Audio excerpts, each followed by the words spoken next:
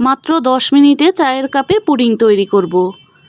বাচ্চারা যখন হুটহাট বায়না ধরে তখন সহজেই তৈরি করে দিতে পারবেন। আসসালামু আলাইকুম, কেমন আছেন সবাই? যে যেখান থেকে আমার ভিডিওটি দেখছেন সবার জন্য রইল অনেক অনেক শুভেচ্ছা ও ভালোবাসা। তৈরি করার জন্য একটি বোলের মধ্যে আমি 4টি ডিম নিয়ে নেব।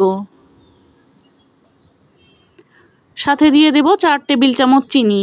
মিষ্টিটা আপনারা আপনাদের পছন্দ অনুযায়ী নেবেন। দিয়ে দেব 2 চিমটির মতো লবণ। যারা লবণ পছন্দ করেন না তারা বাদ দিতে পারেন। আধা চা চামচ ভ্যানিলা এসেন্স।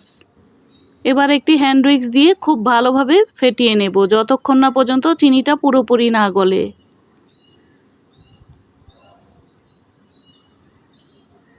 একটু সময় নিয়ে সুন্দরভাবে ডিমের এই মিশ্রণটাকে ফেটিয়ে নিতে হবে। ফেটিয়ে নেওয়ার পর দেখতে এই রকম হয়েছে। এবার আমি জাল করে ঠান্ডা করে নেওয়া 2 কাপ লিকুইড দুধ দিয়ে দেব।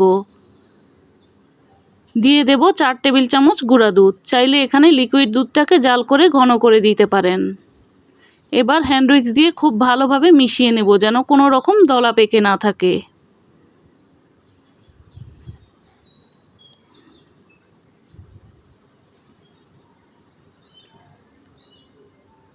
দিয়ে দেব 5-6 ফোঁটার মতো অরেঞ্জ ফুড কালার। আমি সুন্দরের জন্য দিয়েছি, চাইলে আপনারা বাদ দিতে পারেন। এবার খুব ভালোভাবে মিশিয়ে নিচ্ছি। পুডিংয়ের মিশ্রণটাকে এক পাশে রেখে একটি প্যানের মধ্যে দিয়ে দেব আধা কাপ চিনি। চিনিটাকে আমি এবার ক্যারামেল করে নেব। চুলার আঁচটাকে লো হিটে করে ক্যারামেলটা তৈরি করে নিতে হবে। চিনিটা এখন পুরোপুরি গলে ক্যারামেল তৈরি হয়ে গিয়েছে। এবার আমি কাপের মধ্যে এই ক্যারামেলটা দিয়ে দেব। সবগুলো কাপের মধ্যে আমি ক্যারামেলটা দিয়ে দিয়েছি। এবার পুডিংয়ের মিশ্রণটাকে আমি ছেঁকে নিয়ে তারপর দেব। পুডিংয়ের মিশ্রণটাকে ছেঁকে দিলে কিন্তু পুডিংগুলো খুবই স্মুদি হয়, খেতেও কিন্তু ভীষণ ভালো লাগে।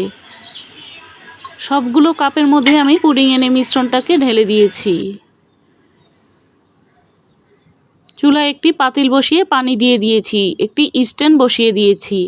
এইরকম এবার একটি স্টিলের প্লেট বসিয়ে দেব। এবার কাপগুলোকে বসিয়ে দেব।